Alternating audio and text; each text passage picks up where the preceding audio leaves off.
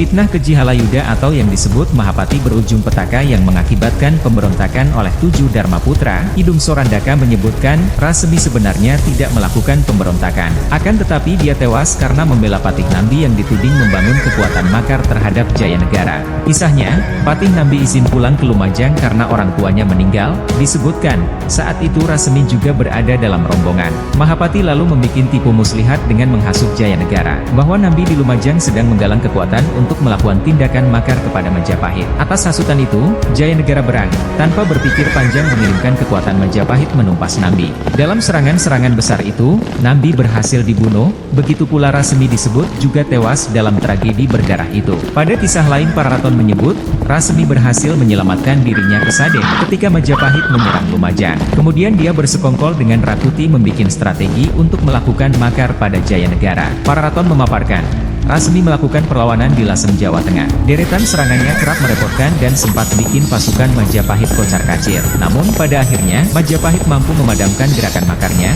dan Rasemi pun tewas. Pemberontakan paling mengerikan, di antara serangkaian pergolakan sejak berdirinya Majapahit adalah makarnya Rakuti, pada 1319. Sebab Rakuti bersama pasukannya membuahkan hasil yang manis, berhasil menduduki kota raja dan tahta Majapahit. Pemberontakan Rakuti ditengarai karena ketidakpuasannya atas jalannya roda pemerintahan di bawah kebijakan Jayanegara. Sang raja dipandang sangat labil dan mudah diperdaya. Utamanya Jayanegara bukan lahir dari permaisuri dan keturunan Kertanegara, Raja Singasari. Sebagai pimpinan Dharma Putra, Rakuti dengan mudah mempengaruhi anggota Dharma Putra lainnya.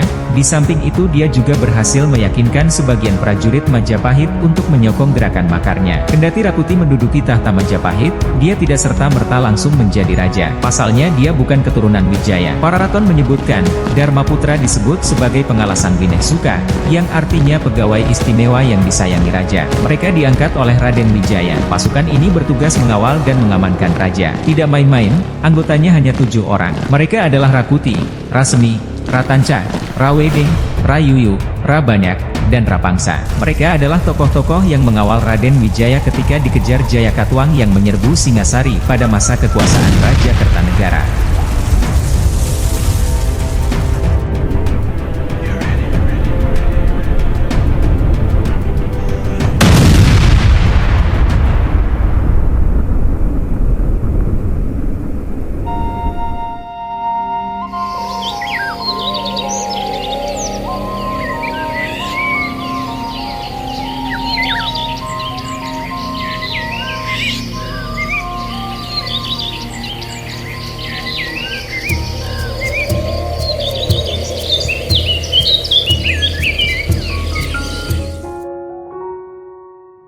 Majapahit tumbuh dan berkembang, tetapi tetap saja diwarnai dengan banyak makar yang berawal dari ketidakpuasan Ranggalawe, yang tidak bisa menerima kenyataan bahwa bukan ia yang diangkat menjadi Mahapatih memilih mengangkat senjata. Kidung Ranggalawe bertutur bagaimana Kebo Anabrang berhasil membunuh Ranggalawe. Dalam Kidung Sorandaka diceritakan bagaimana Kebo Anabrang mampu meredam pemberontakan Sora. Nambi dan ayahnya mengangkat senjata dengan membuat benteng di Pajarakan, tetapi Pajarakan dan Lumajang dapat digilas. Nambi dan segenap keluarganya ditumpas. Di Lasem, Rasemi juga mengangkat senjata memerdekakan diri, mencoba meniru yang dilakukan Ken Arok terhadap Kertajaya di Kediri. Hingga akhirnya tibalah kini, para rakrian Dharma Putra Winehsuka melakukan makar. Raden Wijaya, setelah berhasil membangun Majapahit mengawini 4 putri anak Kertanegara. Mereka adalah Ratu Dyah Sri Tribuaneswari yang didudukan sebagai permaisuri, Ratu Dyah Sri Narendra Duhita, Ratu Dyah Dewi Prajnaparamita serta Ratu Dyah Dewi Gayatri yang diangkat sebagai Raja Padni. Istri Wijaya, Dyah Dewi Gayatri, memberikan 2 keturunan yang tidak bisa diharapkan untuk diangkat menjadi raja, karena perempuan. Kedua anak Gayatri atau Raja Padni itu adalah Sri Gitarja yang juga bernama Tribuana Tunggadewi Jayawisnuwardani yang mempunyai calon suami bernama Cakradara atau Kertawardana. Sri Gitarja diangkat menjadi pemangku di Kahuripan bergelar Breh Kahuripan. Anak Gayatri kedua adalah Raja Dewi Maharajasa yang diangkat menjadi pemangku Daha. Bergelar Breh Daha juga telah mempunyai calon suami bernama Kudamerta. Ketika pulang dari Pamalayu, pasukan yang dikirim oleh Sri Kertanegara kembali dengan membawa 2 gadis boyongan bernama Dara Petak dan Dara Jingga. Dara Jingga dikawinkan dengan seorang bangsawan Melayu, melahirkan Aditya Warman atau Arya Damar yang bersahabat erat dengan Gajah Mada, sedangkan Dara Petak diangkat sebagai permaisuri yang justru dituakan oleh Raden Wijaya. Karena telah memberinya anak laki-laki dan padanya dianugerahkan gelar Sri Tinuhengpura atau Sri Tinuahingpura, yang berarti permaisuri yang dituakan di dalam pura karena memberinya keturunan berjenis kelamin laki-laki yang padanya diharapkan akan menjadi penerus kekuasaan Wilwatikta. Satu-satunya anak laki-laki Raden Wijaya itu adalah Kalagemet yang kemudian diangkat menjadi raja menggantikan ayahnya menggunakan nama Jayanegara. Kalagemet atau Jayanegara amat berbeda dengan ayahnya. Sebagai raja yang tidak merasakan pahit getir membangun negara, Kalagemet acap mengabaikan perasaan pejabat yang dahulu bahu-membahu bersama ayahnya bekerja keras meletakkan pilar berdirinya negara baru setelah Singasari lenyap dari percaturan.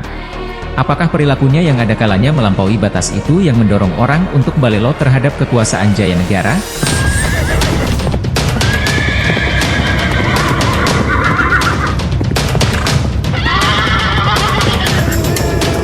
Arya Tadah menjadi satu dari beberapa patih Amangkubumi semasa kerajaan Majapahit. Sosoknya begitu sentral di istana Majapahit, menjadi orang kepercayaan Jayanegara. Pentingnya peran Arya Tadah ini, seperti menyerupai jabatan wakil presiden di era saat ini. Terdengar suara burung gagak, burung kelam yang konon menjadi lambang kematian. Burung gagak mempunyai ketajaman indera luar biasa. Setidak-tidaknya burung gagak tahu jika ada orang yang sedang sakit yang akan segera mati. Jika seseorang sakit dan di atap wungan hinggap seekor burung gagak, boleh diyakini orang yang sakit itu akan segera mati. Atau, jika burung gagak hadir di sebuah tempat dalam jumlah yang banyak, sangat mungkin di tempat itu nantinya akan terjadi bencana yang akan banyak menelan korban jiwa. Arya Tadah, sebagai Mahapatih Majapahit merasakan firasat buruk.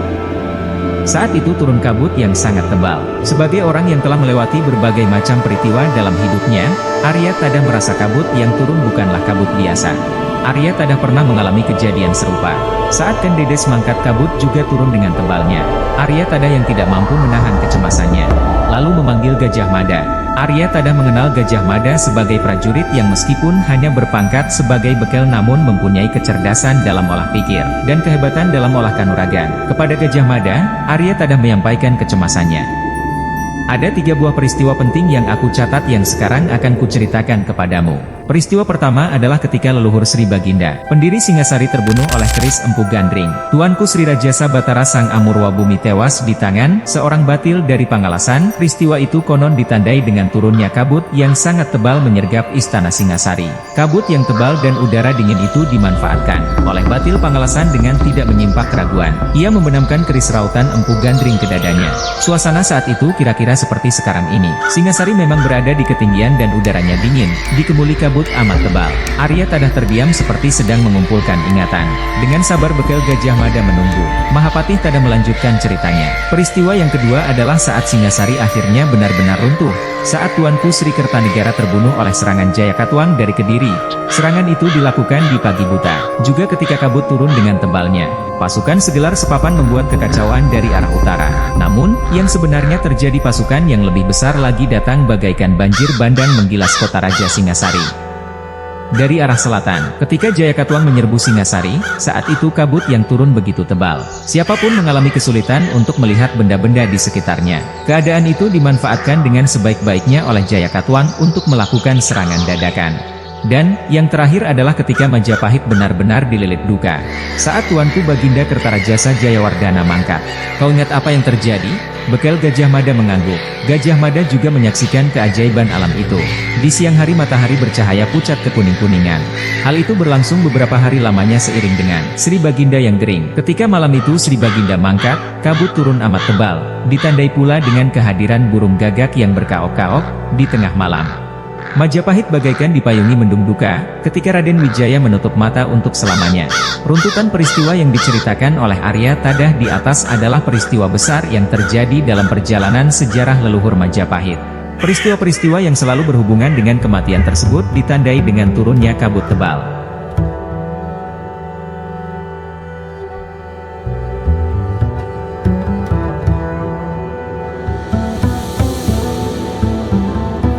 Sebenarnya, Gajah Mada yang menyimak cerita dari Arya Tada, menyimpan suatu rahasia. Setelah menyimak cerita Arya Tada, Gajah Mada memutuskan untuk bercerita. Sebenarnya baru aku bertemu dengan orang yang menyebut dirinya dengan nama Manjer Kawurian. Aku tidak tahu pamrih apa yang ada dalam benaknya. Orang itu baru saja memberitahu aku bahwa besok istana akan diserbu oleh banjir bandang berkekuatan segelar sepapan. Dari suaranya Gajah Mada tahu orang itu menggunakan topeng. Terdengar dari getar suaranya yang tertahan. Manjer Kawurian. Ki Bekel memahami apa artinya. Tangsu Manjer Kawurian berarti bulan tengah bercahaya benderang. Ada keperluan apa kau menemuiku? Bertanya Gajah Mada. Aku bermaksud baik, jawab orang itu. Kau hanya memiliki waktu sangat sempit sejak saat sekarang. Karena, fajar menyingsing dan sebuah pasukan segelar sepapan akan menggilas istana. Bekel Gajah Mada amat berdesir. Bekel Gajah Mada tidak mungkin mengabaikan keterangan itu mengingat kegiatan kelompok Telik Sandi pasukan Bayangkara yang selama ini bekerja keras menemukan bentuk kegiatan aneh. Kegiatan itu sampai saat ini masih belum diketahui kemana arahnya. Gajah Mada segera menghubungkan keterangan orang itu dengan apa saja yang telah diketahuinya. Terlihat Gajah Mada mempunyai petunjuk mengenai pemberontakan yang akan terjadi saat pagi menjelang. Kecemasan Arya Tada menjadi pemicu Gajah Mada untuk bercerita. Hal ini yang menjadi kunci langkah-langkah selanjutnya, yang diambil oleh Mapatih Arya Tada dan Bekel Gajah Mada, yang menjadi awal munculnya bentuk-bentuk kepahlawanan, prajurit Bayangkara di bawah pimpinan Gajah Mada.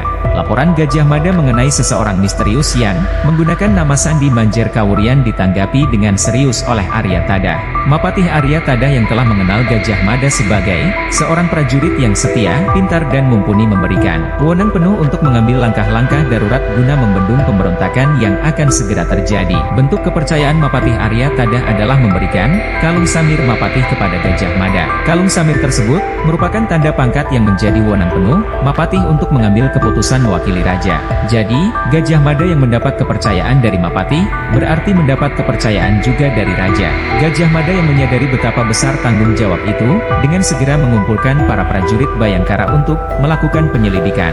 Segera setelah bertemu dengan Mapatih, Gajah Mada mengumpulkan para Bayangkara. Dengan berbekal kalung samir Mapatih, Gajah Mada ditemani Bayangkara Gagak Bongol, melakukan penyelidikan secara langsung dengan mendatangi para temenggung yang membawahi pasukan. Gajah Mada berpendapat bahwa tindakan makar tidak mungkin tanpa dukungan pasukan dengan kekuatan besar.